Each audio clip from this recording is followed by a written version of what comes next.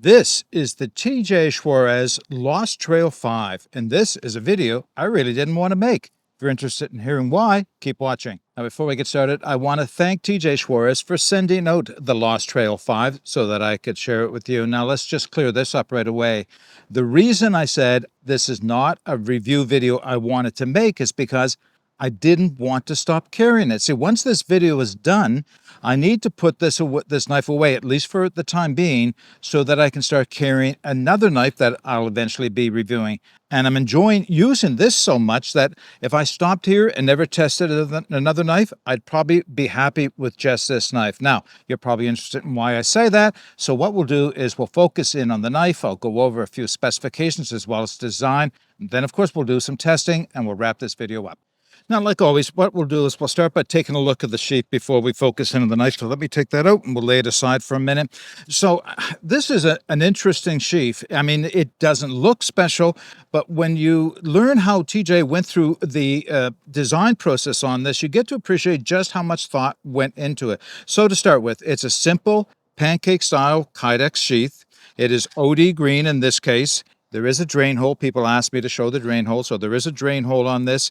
The eyelet spacing is designed to fit with Tek-Loks if you don't like the method of carry that comes with it. But here's where TJ went into quite a bit of detail to make this the best possible sheath for this knife. This is not aluminum. It's not Kydex. It's no other material. It's only stainless steel. And the reason TJ chose to use stainless steel for the belt attachment, or the sheath attachment, I guess, sheath belt attachment, is for durability. He found that other materials can, now it takes a while, but they can fail. They can loosen, not so much loosen up, but they can just crack over time, especially in cold weather. He didn't want that to happen to anybody, so he designed this portion here to be made of stainless steel, and it has a leather belt topper on it as well. Now let me just grab the knife. We'll put it back into the sheath because, of course, retention's all important. All right, that's in there. I mean, that's in there. It's not coming out unless you want it to come out. It has great retention. It's not loosened up so much, but I guess I got used to it. I just want to point this out as well. See the small eyelet right here at the very top where your thumb goes? This is just one of those details that you don't always see on sheaths. That is functional in the sense that when you push off it, because it's a pancake style, if that wasn't there, the material would open up just a tiny bit and it would pinch your thumb. And with that being there, it doesn't pinch your thumb. So, well on TJ for coming up with that little innovation as well. All right, let's put the sheath aside. We'll bring the knife out. I'll quickly go through the specifications. These are all going to be in the video description. Then we'll get into the design of the knife. Overall length of this knife is 10.2 inches. The blade length, can you guess? Yes, 5 inches, hence the name Lost Trail 5 or LT5. Blade height from spine to edge is 1.7 inches. The blade thickness is 5/32, which is 4 millimeters. Great thickness. That's not overly thick for a knife like this. I really appreciate that. The steel is A2 tool steel. Now, I know people are going to say, well, that's an unusual choice for a knife in these modern days with all these fancy steels that are out there. We'll talk more about that in a minute, because once you understand the thought process that went behind the choosing of A2 and the heat treatment, I think you'll appreciate what went into this. Okay, the hardness is 62 to 63 with a cryo treatment. Does that say something? Getting A2 to 63 on the Rockwell scale and not having any chipping on the edge or rolling of the material and not being fragile, that's a real accomplishment. And that's something that TJ spent a lot of time testing and experimenting until he could get there. This case, it is a Cerakote with an OD green on it. And I was a little bit concerned that the Cerakote would affect the spine in terms of sharpness, maybe in a minute way, but as you'll see, it still scrapes very well. It's a very thin Cerakote on it, but it's obviously very tough, as you can see. I'm hoping you can see the wear marks on it. It's not coming off, and I have been doing a lot of batoning and use with this knife, and it hasn't started to come off yet. Maybe thinning out a little bit, but it hasn't come off. And the weight of this knife is 9.9 ounces. Now, the material for the handle is, I got to look this up because it's not something I was very much, Richlite? Yeah, Richlite. So it's a type of paper micarta. You wouldn't know. I mean, it looks like a just a solid piece of material that they were milled from, but it's got a really unique feel. It's very smooth, but not polished. It has traction on the sides, and it's just a pleasure to hold in your hands. In fact, it feels warm in cold weather to hold this in your hands. Yeah, it's just a great feeling material. So obviously chosen for its durability as well as its feel in the hands, and that's also appears to have been a great choice. Now, I just want to go back to the steel for a minute, because if you go to TJ Schwartz's website and YouTube channel, he goes into much more detail about the selection process and the heat treatment that he went through to get to this steel, or get to this choice for a steel. And what he felt is that A2 had been a darling steel for a number of years, and now it seems to have been bypassed with all the more fancy powdered steels. And he thought, there's still something to be said about this A2. He thought that there could be more got out of the steel through proper heat treating. So the process he went through, it was to take a number of blades and go from annealed, which is the softest version, up to the full hardest version, and then start making a number of blades with just varying degrees of hardness, until he got to a point where it could really meet his expectations without being fragile or damaged, but holding the edge and have all the toughness that the A2 steel does. Now, let's point this out as well. A2 steel is still a carbon steel. There's no stainless, no chromium attributes to this steel, so that's one of the reasons why it has a Cerakote on it. It doesn't hurt to oil it as well, just to make sure that it maintains, without rusting on you. So, so far so good with this one, but the Cerakote is doing the job for me. All right, let's just talk about design for a couple of minutes. What makes this so special, and why do I like it so much? Well, to start with, it is a 5-inch blade, and that puts us in the camp knife, companion knife, and moving into the survival knife category. I know those things are, the definitions kind of overlap quite a bit, and still capable of bushcraft tasks, as you'll see in a few minutes.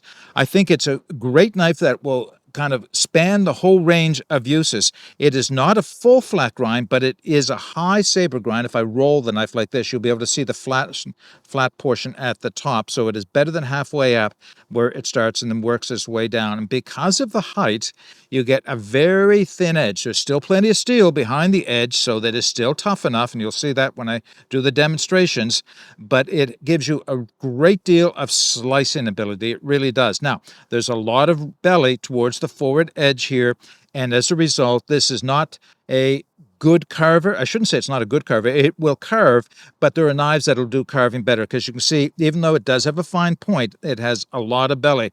But what that does do means that you can make this double up as a hunting knife as well. So by moving forward on the blade, you can actually get a long ways forward, because the choil back here in the handle, we'll get to that in a minute, will allow you to get forward, and you can use this for skinning game, opening a fish up, opening a rabbit up, or whatever else you want to do. Or in my case, I don't do a lot of that anymore. For me, this makes a great camp kitchen knife, which is a chore that, we don't often talk about, but, you need a knife that will do that. And if you have one that's feels like a blunt sword, then it's not going to be a fun thing to use. This, on the other hand, is great working with food. So it really does span a whole lot of uses that you want from a camp knife or a companion knife as well.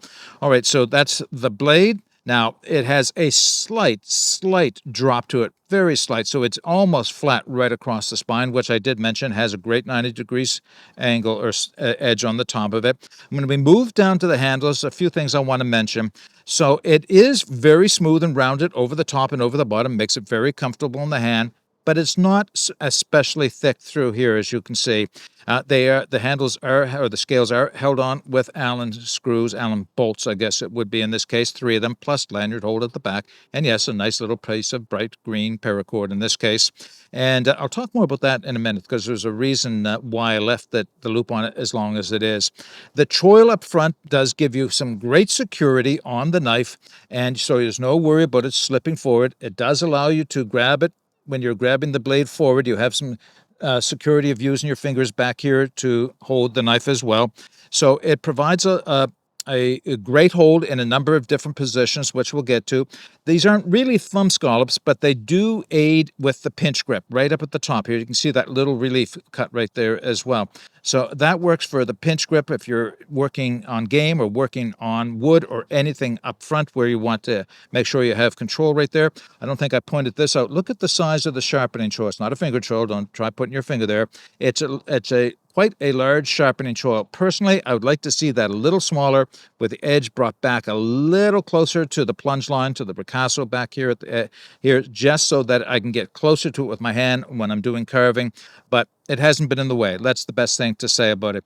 As I move back on the handle, at the back here, there's just enough of a pronounced bird beak that it allows me to hold on to it. And here's where the piece of paracord comes in. If I put it on my baby finger and wrap my hands around the very back of the knife handle right here, now I can use it for light. And I say light chopping. This is the type of thing you might want to use for just snap chops for clearing a little brush or moving, limbs off of a piece of wood or small branch that you took down. And this will work for doing that with. That's why I have that piece of paracord with the open loop that big.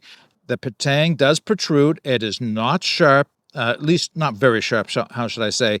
It has an edge on it, but it's not a sharp edge. It's not intended for scraping. It's intended to give you something that you can hit with a baton to drive it into wood if that's what you want to do.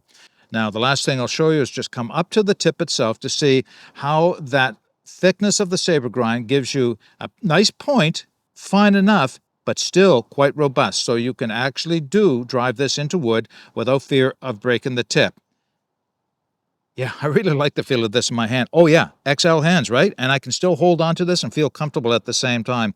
But enough talk about the design. Let's put it through a few demonstrations. All right, first demonstration, of course, is going to be batoning. I've chosen a piece of rock maple. We're looking at about 16 inches in length. And 2 3/4, almost 3 inches in diameter, maybe a little less on that end, of course.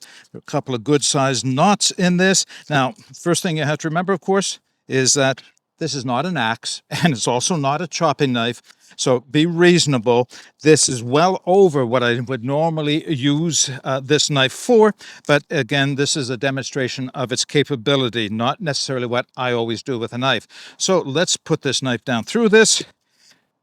See if I can bypass the knot. I'll hit the knot on another demonstration, but all right, so the knife does span with enough room on either side. Black flies are starting to get to me. Let's see where it goes.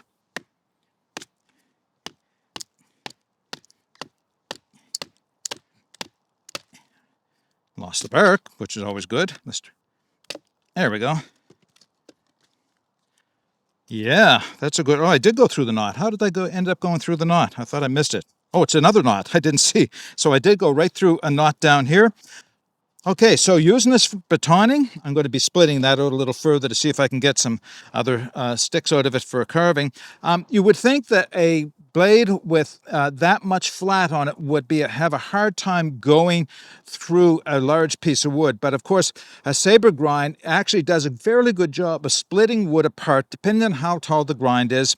And this has quite a bit of flat up here, so plenty strong and plenty much of a wedge, despite the fact that it's only 4 millimeters in thickness. It still does a great job of batoning in my mind. All right, what I'm going to do off camera is split these down into a number of pieces to see if I can get something I can make tent pegs out of and do some feather sticking with. Okay, there are my stack of splits off of that piece of wood. I chose one to make a tent peg out of, and obviously a 16-inch tent peg is not something you're going to make, so it needs to be shortened down. So let's do that first. This also demonstrates a little bit of cross batoning. It is going to bounce here. I can see that coming right now.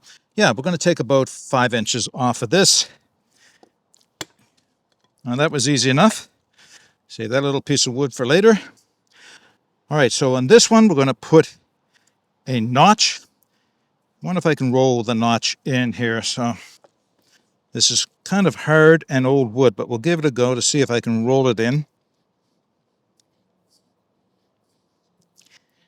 There's my stop cut. It's not going in deep because it's so hard. Oh, yes, it did. It went in a full third. That's what he wanted. And clean it out.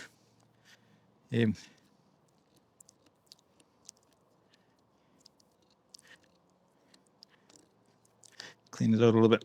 More.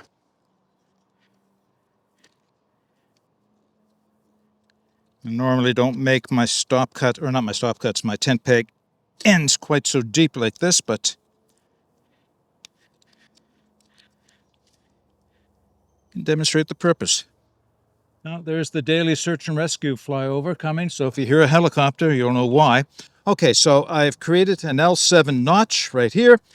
It's plenty deep, I guess. Here's my thoughts on doing that. It's certainly rolled into the wood well enough, and remember, this is old maple.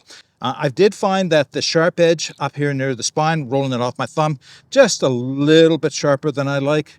Where's that search and rescue helicopter? All right, we'll wait for a second for it to pass and then we'll continue. How do they know when I'm making a video? More often than not, that's the case. But that's okay. I'm glad that they're out here if anyone ever gets in trouble, myself included. All right, so there's the notch made. I still have to put a point on the other end, so I'll set up and do that. All right, in choosing sticks to do these demonstrations with, I just want to point out, this is not the type of stick I would normally use for making tent pegs. This is a piece of hard rock maple. I do see a little bit of punk on the interior core, but the rest of it is very hard. I wouldn't choose to work with this necessarily just because, it is so hard. But the reason I do is because it's a good demonstration of the capabilities of this knife and gives me a better idea of just how well it's going to do and how it's going to perform when I go to use it on a softer piece of wood. All right, so we are going to put a point on this. This looks like it's going to be a bit of work, of course, holding it in reverse grip, using the chest lever cut.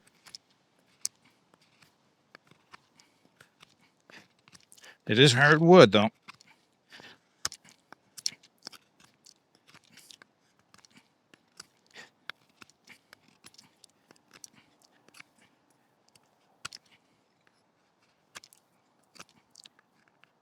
Wow, that's hard. But still, the knife was doing its part, and it worked out to put the point on it. Now, here's the reason for doing this test, is to see what it's going to feel like using it in this reverse grip. And I'm a little surprised by this, how well it actually works. Again, another reason why I say I like this knife so much. A lot of knives that have a deep finger guard here and a deep beak at the back end of the knife tend to not fit my hand well in reverse grip. Well, this one does. It's a large enough handle, long enough, and the beak back here is so rounded and so comfortable is that in using reverse grip, I feel like I have full control and I'm able to use it and it's not uncomfortable at all. So high marks for this knife using it in the reverse grip. All right, let's move on to doing some feather sticking. Now, at the risk of sounding like I'm making excuses, the closer I look at this wood, one, you can see how twisted it is. You don't usually see that kind of grain change in maple. It's a spiral. But beyond that, I mentioned that the center is a little bit punkier than you can see it's rolling off my fingers. I can probably clear some of that off. Because normally you want to start your feathering on the inside of the wood, not necessarily on the outside edges. Let's just clear a little bit of that off. Maybe I can still use it.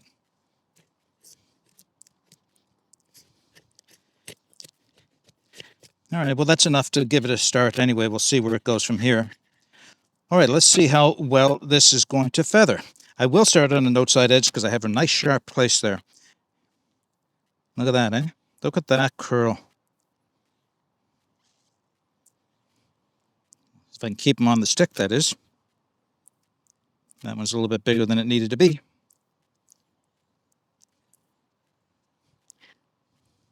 And this is yet another reason why I say I like using this knife. For a saber ground knife, this performs almost as well as some of my dedicated bushcraft knives with, look at that, little trumpets. Now that inside is going to be too punky for it to really feather well. They're going to fall off, so I'll move around and move back to the outside again. Yeah, this works almost as well as a Scandi grind does.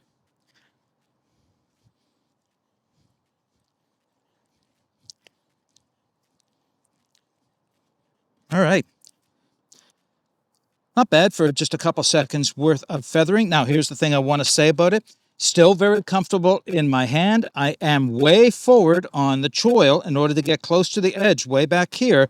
That's the reason why I say I'd like the edge to be a little closer to the guard, but it's still just the same. I can work about here and still have lots of control. There's not too much leverage occurring at that point. The handle is comfortable. It's not fatiguing. I will say I would like it just a little bit thicker through here, but you know, I'd still take this knife and use it and be happy to use it. I actually love using this knife, and it's not going to work well on this outside edge because of the old wood, but you can create shavings and very quickly with this knife.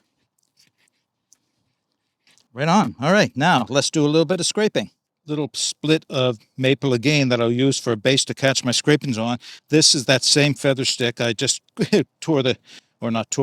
sliced the shavings off, or the feathers off, so I could use it for this demonstration. Let's see, I want some good wood that's not punky. That should be pretty good right there. Let's see if I can get some fuzz off of this wood.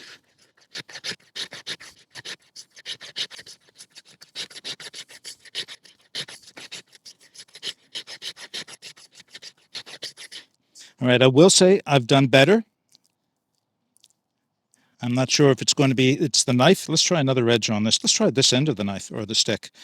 If it's the knife edge or if it's the wood in this case. That's better. It was the wood, not the knife. That's better. Yeah, so I'm getting shavings that I could hit with a spark and they would light up. But let's do the same thing with some fat wood. This piece is getting well used. Let's see. That should be a good spot to use right there. Same thing. Look at that, eh? That's pulling fat wood off in nice little fuzzy curls. That should be enough to demonstrate with. Clean the spine before you go on to the next step. And the next step back is, of course, what can you do with a ferrous cerium rod? Make sure we've got a nice clean surface on here.